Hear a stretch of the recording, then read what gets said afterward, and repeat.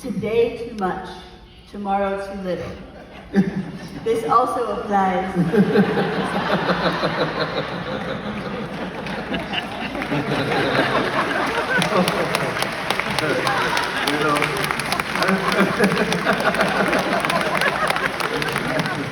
I can't believe it. I'm back here seriously trying to prepare something in my mind to talk about, and then you throw me. I have no idea now what I'm going to say.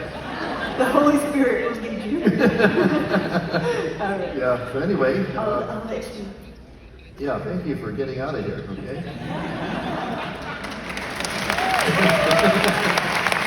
Wow. Unbelievable. So let's see here. What have I got here? Okay. Yeah. Well, that's interesting. You know, your daughter tells you, first of all, your belly's too big. I will admit, in the last 2 weeks, I have eaten more desserts than I would normally eat. I try to limit myself, you know, and I was having desserts twice a day and having wine twice a day and eating 3 meals a day, and I normally don't do that. Okay, so now I'm back to more reality, what I call my reality. I've enjoyed being here. I've enjoyed, yesterday was exceptionally good. I think, of course, in my years in this business, I have been to many conventions, impact summits, been called different things down through the years, but and I have to say, yesterday was exceptional. The fresh faces of people actually doing the business, not someone who did the business 20 years ago, 30 years ago, and tell you how you should do it. This was people who are actually on the front lines. And I'll tell you what, I can't tell you anything that will help you build your business that you did not hear yesterday multiple times, okay? And I want to thank all the speakers. I thought the staff also did a wonderful job in keeping things on time, and that has worked up until now, okay? I'm going to take whatever time I want. I don't care. You're supposed to laugh, Kendra.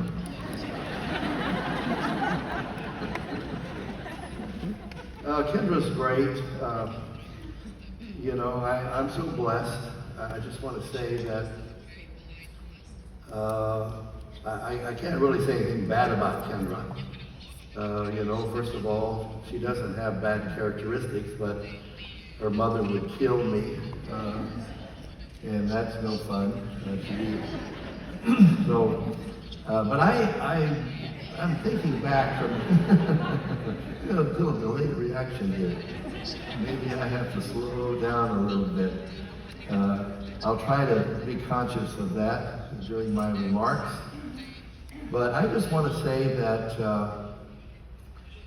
yesterday I thought was very, very beneficial. If you're here for the first time, as many hands went up, you know, believe me, you saw an exceptional day yesterday. And then, of course, if you've been around a few years, you know that that's the case. I mean, how many agree with me? Raise your hand if yesterday was actually a very exceptional day. Just raise your hand. Raise your hands, okay? That's wonderful. And I want to thank all of the speakers again, because your remarks were right on. Maybe I would say some of those things in different words, but in the end result, it's going to do the same. So I want to take you on a little bit of a journey, because I get introduced a lot of times, and just recently here, if it wasn't for me, none of this would happen. And I'll take you even back before that. If it wasn't for me having asthma and being sick, a young boy, this wouldn't have happened. Because it was through that illness that I was introduced by my mother to supplementations. Very basic. Doctors could not help me. I was 13 years old, 12, 13, 14, and then finally she networked around talking to other ladies, mothers in the community, little town of Porterville, California. At the time, 6,000 people. I think it's all the way up to 10,000 now, okay? It's a farming community. And next door to that was Strathmore. That had 800 people. And on the other side of that was Terabella. It had 600, right? A big city was 20 miles away, Tulare, California, at about 15,000. And another 8 miles away was Visalia, California, and it had 20,000. This was a farming area in that beautiful San Joaquin Valley in California that basically is called the food basket of the world. You know, it's the richest agricultural area anywhere. And so that's the area I grew up in. And being from Porterville and being sick in a small community, everybody knew I was suffering. And so my mother introduced me to cod liver oil. I don't know if you've tried to take spoonfuls of cod liver oil with nothing to address the taste. It's no fun, okay? It is horrible, very horrible. And my mother would call me into the refrigerator, come here, Jerry, give me a big, tablespoonful, two of cod liver oil, and I would choke it down with water. If she didn't force me, I wouldn't take it, okay? And then she would give me a multivitamin that was also kind of a syrupy liquid, and it also tastes equally horrible. And so that was my introduction to anybody had cod liver oil all by itself? Huh? Oh yeah, no fun, right? Well, I started to improve. Noticeably, I improved. And I started becoming a believer in the product, in not the NeoLife products, but in supplementation as a course of life. And so with that, by the time I'm 19 years old, I was able in high school to play, I did high jump, I did pole vaulting, I ran what they call the 240 yards run, and things like that. And played basketball, and so I was able to control my asthma enough that I was like any other kid. Now, 19 years old, and I'm going to go through this very fast because many of you have heard this story over the years. A classmate who was 1 year younger than me, his name was Darryl Reeves. I remember this, okay? Darryl Reeves pulled up in front of the yard where my brother Bob and I were out in the front yard of our home, our parents' house, little house. And and he said, I want to show you something that's fabulous, and I want to take you to this meeting. And so I said, what is it? He wouldn't tell me. I said, if you don't tell me, I'm not going. He said, if you don't go, you lose out.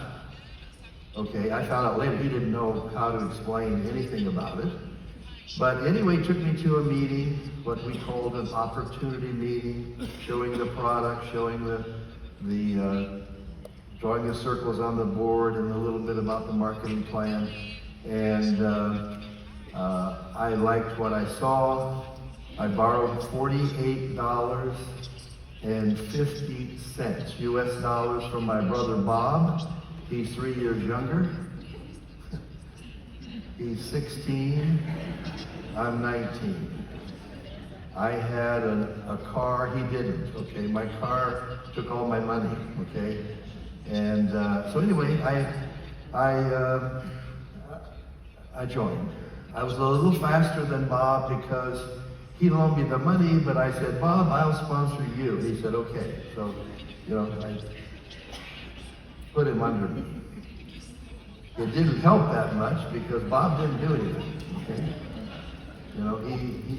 He ran real fast, sold my grandfather a box. And when I got there, my grandfather already bought, so he took one of my customers.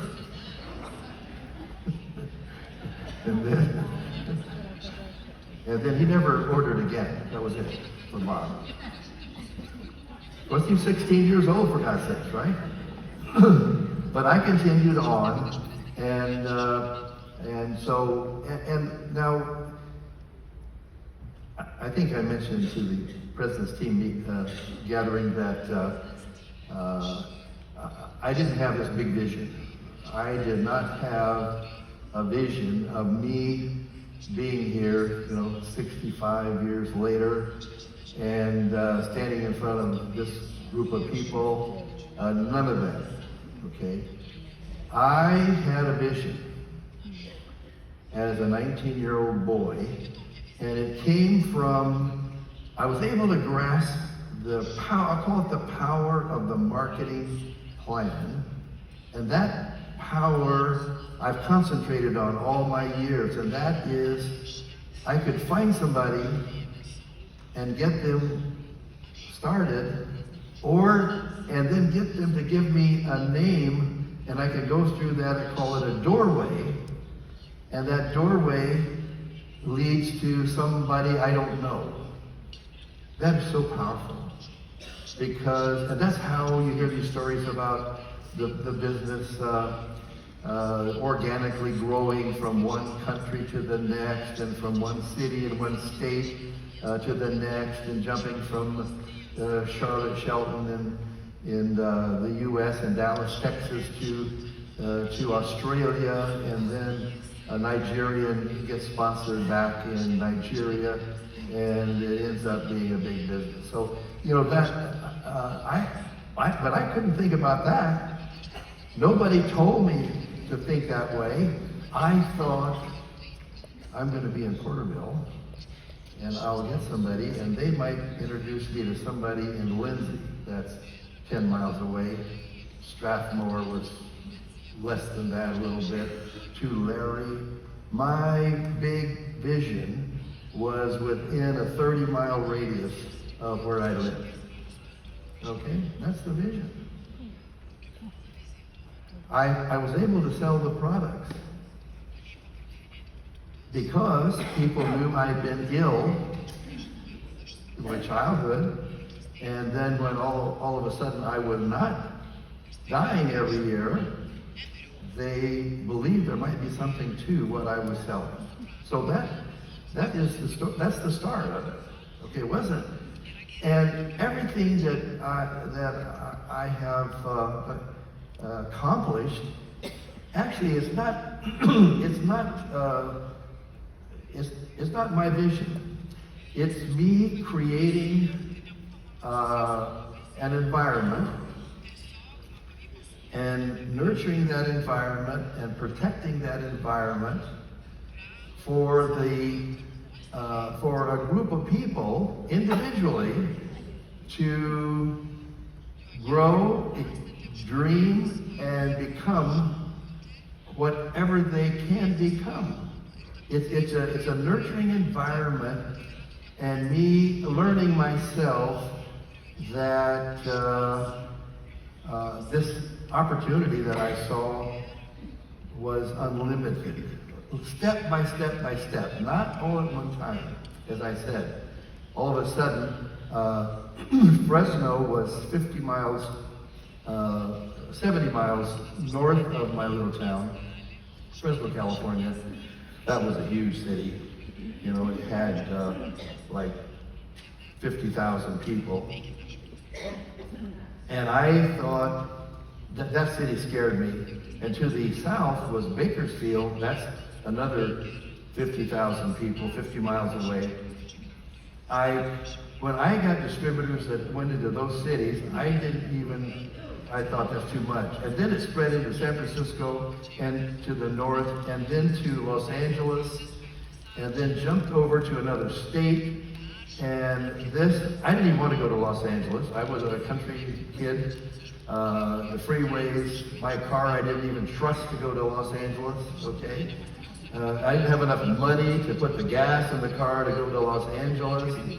A lot of limiting factors. And yet, but I started to talk to people just one or two at a time. And a lot of the people, including my father, tried to discourage me, to protect me. It was mentioned yesterday by someone. They want to protect you. And so he didn't want me to fail. So he said, get those big ideas out of your head. Okay? Because I was saying, I'm going to get people, they're going to go to Tulare, Visalia, Strathmore, Lindsay, Terramella. These are all little farming communities. And he wanted me to get it out of my mind. He says, you got to remember where you come from. You're not going to get rich. You're not going to be a wealthy person. Get yourself a good, steady job and settle down. Okay, this was his advice. And then when I wouldn't do it, he would be angry and attack me. Okay. You're going to end up digging ditches. You think you can run up and down the street with your white shirt on and blah, blah, blah, thinking you're some kind of a big deal, and you're not. Those were his words. And when that happened, my mother would take me into another little room in the house. Our house was small, and you could hear, one room to the next. And she would say, come here, I want to talk to you, Jerry. And my father would think she was going to scold me and back him up, right? And then she'd go inside, close the door, quietly and say, don't you listen to him.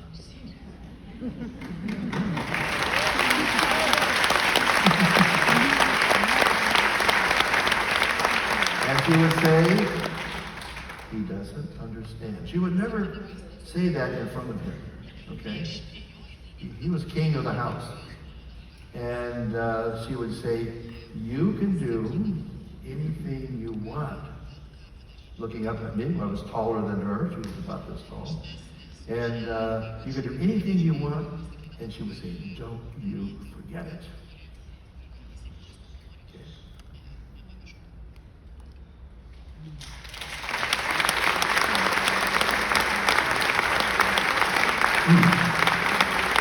When I revisit those moments, I'm emotional. Because as bad as my father made me feel, my mother made me feel even stronger. And she didn't even know anything about what I was going to do. I didn't think about that at the time. She's telling me I can do anything I want, and she doesn't know what I want. Okay?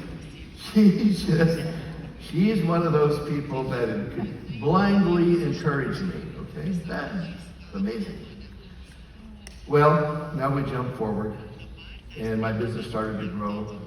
I remember a first meeting where one of my distributors sponsored. He worked. I sold furniture in a furniture store and did the direct selling business on the side. And he was another salesperson, and he was older than me by maybe 20 years. I'm 20 years old, 21, and he's in his 40s. Roy Vandler. I can remember these names like you know, like it was yesterday. And so Roy sponsored or invited a person, Wayne Mack.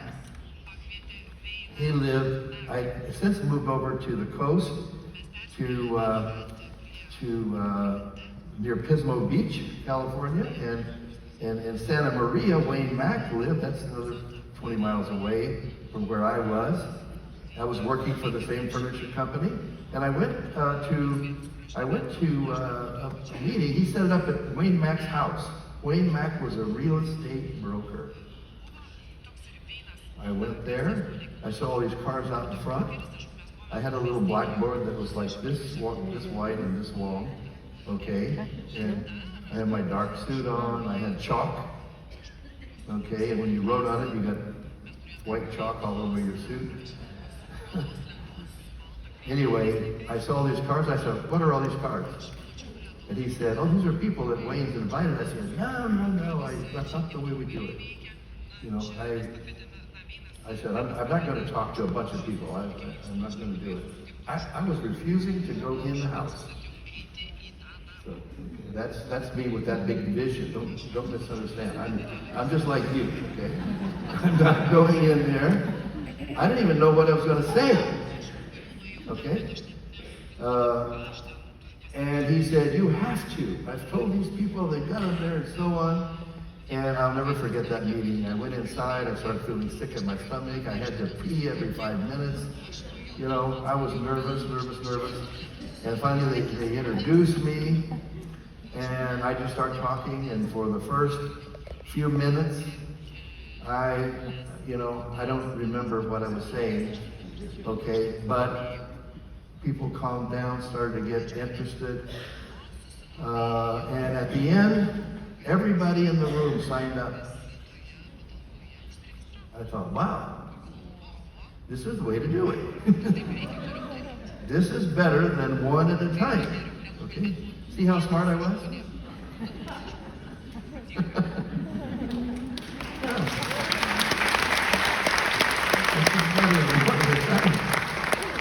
And I had all kinds there. I had skeptics who I tried to answer the questions. I had over-enthusiastic guy in there, remember?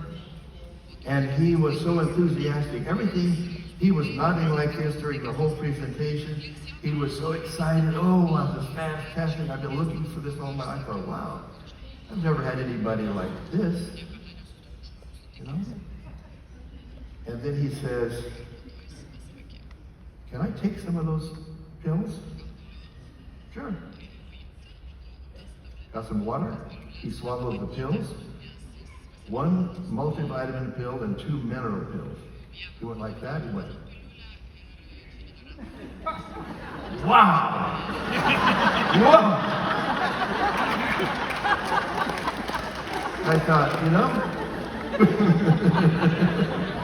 Well, I said, I got a nutcase here, right? You've run out of nutcases. We welcome nutcases. Okay? I found out later he wasn't quite right. Okay? And he never did anything, but he may have caused the others to do something. I don't know. Anyway, that's a start, okay? And then, some bad luck, the first company I joined, NutriBio, nutritional company, 1.5 years later, I had to go tell all my people the company went bankrupt. Yeah. One of the most painful things I've ever done. Okay, imagine, tomorrow morning in the newspapers, worldwide, NeoLife goes bankrupt. Okay, that's how it felt. And now, guess what though? That was a good lesson, because it caused me to want to never saddle the company with debt, okay? Caused me wanted to stay healthy, never tried to leverage and overexpand and all that kind of thing and go too quick. And you can look around and you can say, yeah, there's a few companies out of thousands and thousands of companies, there's a handful that took big gambles and they are bigger than we are today. But nobody's taken a safer path than we have, okay? Nobody. We're safe.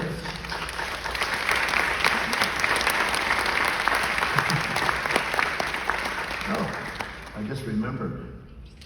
Roy Vandrick, who we went to Wayne Mack's house, the real estate broker, Roy Vandrick, made a lot of money. He went to the next company with me after the bankruptcy. He made a lot of money. He left his wife of, 25 years or so, and he married a young wife, young woman, and 2 years later died of a heart attack. That's a warning, guys.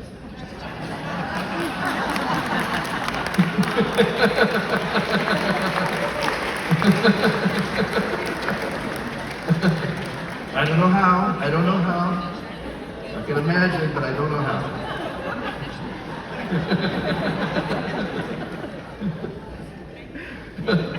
Oh, I don't know if it's good for a speaker to crack themselves up. Anyway. And Wayne Mack, the broker, real estate broker, he didn't come with me to the next company. You know where he went? Amway. He joined Amway and he became a very successful Amway distributor. You know? So, it doesn't matter what people do. I'm happy for him. If it's best for him, he didn't have the courage or belief, he couldn't believe me one more time, and probably a good thing, because if he couldn't believe that one more time, the next company I joined also went under bankruptcy a couple of years later. So I had bad luck. But you know what? All through this, I was learning I was learning to deal with adversity. I was learning what it meant to keep going. I was learning what it meant to be broke. I was learning what it meant to stay in your house and almost like a fetal position, afraid to go out. I was learning all these things. And my experiences were adding to my book of knowledge. You know, we don't realize how much we gain by good and bad experiences. More from the bad than from the good. You can have things so good that you don't value what you have and lose it all. Yeah, I've seen it so many times. People throw away what they've built because they haven't had enough bad experiences. They haven't had enough life lessons, you know. But you know what? I have come to value this community that we have because it's such a rich community, rich in, not just in money, rich in experiences, rich in the lessons, rich in knowledge. And I stand here right now and my mind is going and I'm looking at people from all the countries basically that we're in almost. But you know what? And I feel like, you're my friends, I feel like I could call you and say, I'm coming to Lithuania, would you have dinner with me? Would you show me around? I know I could call Anna and go to Coronado or something. I can go to Italy and be received, you know, and they would show me whatever. I've called people from different states in the U.S. and I say, I understand you have good fishing there. Would you take me fishing? Would you take me pheasant hunting? Would you take me whatever? Okay? So I mean, how much? That is priceless. All over the world, you can go and be accepted because of the NeoLife community. That's something probably you hadn't even thought about as a pastor. You know, you've got friends everywhere. You know, I'll come forward now a little bit more because finally was able to build as a distributor. Each time I moved, a few, percentage of my people would come with me. Sometimes I wonder why, but they did. And with that, I was able to start over, not as big as before, but with a good solid core group. And now, after a couple of times like that, the people that came with me, they're warriors, they're strong. They've been through the battle, they've survived, they shook off the dust, and they are ready to go again, all right? And each time the determination was stronger, and they were willing to go. They knew how to act in tough times. And then, like yesterday, I heard the testimony. I love that story about the distributor that was up here. I apologize for the names, but after 10 years, 10 years of not really doing a lot, having some disappointments, having this, having that, and all of a sudden, things start to work. This grind that we're in has some momentum, and some things kind of fall in your lap unexpectedly. Unexpectedly. It's like all of a sudden this started happening to me very young. Ross Parker, I met this guy, I met him at the service station I worked at as a kid, 19, 20 years old, and so my alarm's going off, but Kendra, I don't care what you say. I'm not, I've had it abused,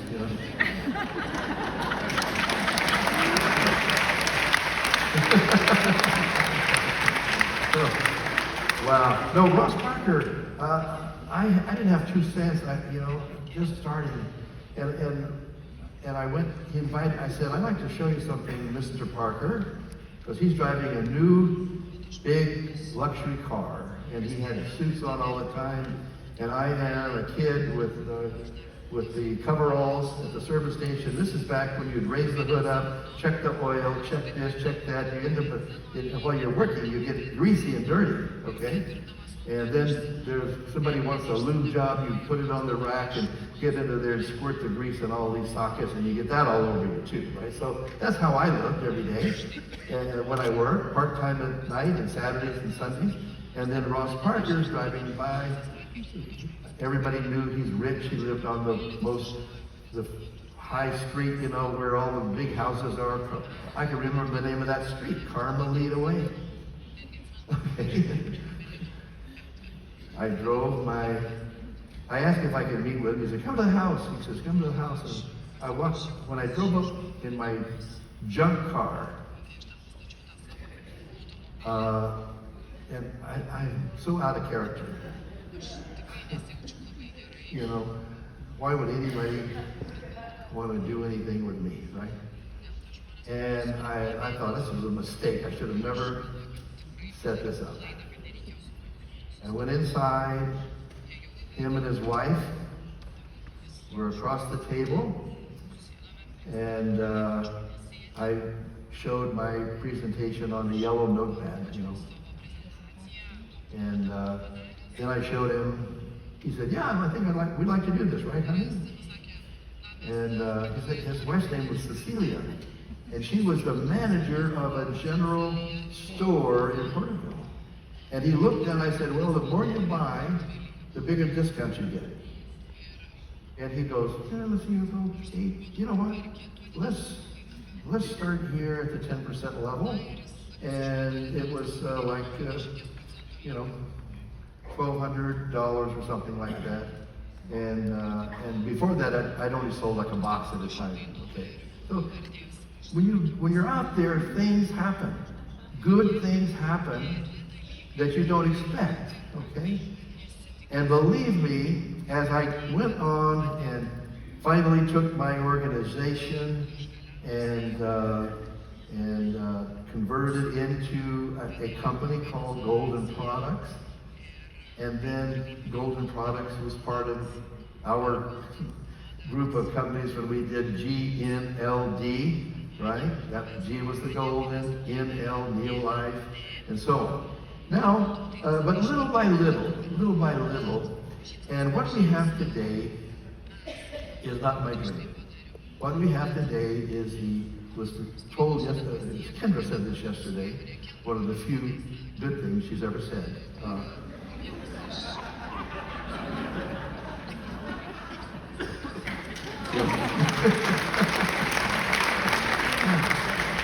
don't think you get to come back up, Kendra, so you've had it, okay? But anyway, I forgot what she said. Yeah. See, there's no difference for me and you. Okay, you'll get up here, you'll forget too. Don't worry about it. It's not important.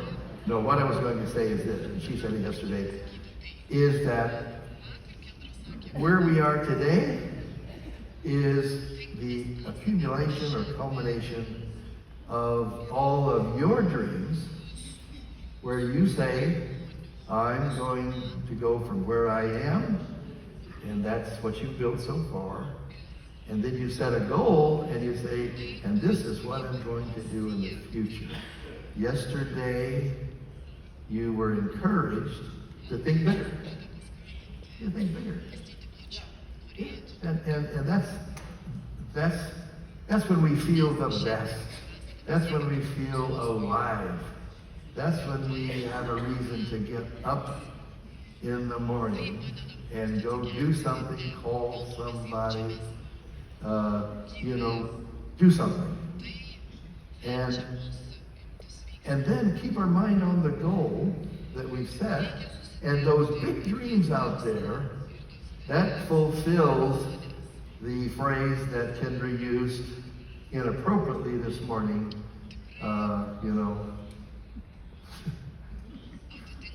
today too little, or too much, tomorrow too little.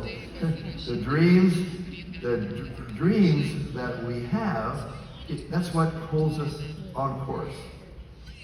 Now, I'll just say one more thing before I close, and that is that at every level, and it doesn't matter what we're doing, I don't care what kind of business you're in, and you get customers in that business, and you're going to, you don't keep all of them, you know? I happen to have a Toyota dealership, and I can't get all my friends and family to drive Toyotas. And some buy one, and then they buy something else next time. They buy something else, you know. I don't care. You're going to get customers, and you're going to keep some. Which ones do you keep? The ones that you have convinced with facts that they need these products, they're the very best, and you've taken the time to educate them. You're going to keep some of those customers long term, okay? And then you're going to get distributors. At every level, you're going to get some, and you're going to keep some. Some will go by the wayside. Some of the real famous ones I've lost is Zig Ziglar. He was in my downline, okay? He wrote the books and training. He's famous about training fleas, okay? It was one of his stories. I'm not sure it's true, but he had a story, okay? Jim Rohn, okay, in my downline. Tony Robbins in my downline, okay? These are, on and on and on. I don't want to name them all, okay? But they come and they decide and they go. And I'm never worried about anybody going. It's not a loss. It's maybe a gain for them, hopefully. In most cases, it wasn't. But in Tony Robbins, it was a gain, okay? But there's a few that have gained, but you're going to lose it at every stage. Customer, promoter, manager, senior manager, director, right on up. You're going to get them and lose them. Doesn't matter. Keep the core, keep motivating, keep on course, and you will be amazed. Each and every one of you As Kendra said when she introduced me, I've seen it, I believe it, I've lived it, and it's not a question. It's not a question. You know, whether it works or not, or whether it won't. It doesn't work. I'll tell you right now, it doesn't work. You have to work, and you build, and we'll keep the framework there and the environment so that you can build long-term, you know, long range, as big as you're capable of according to the effort that you put in. I want to thank you for being here. God bless you.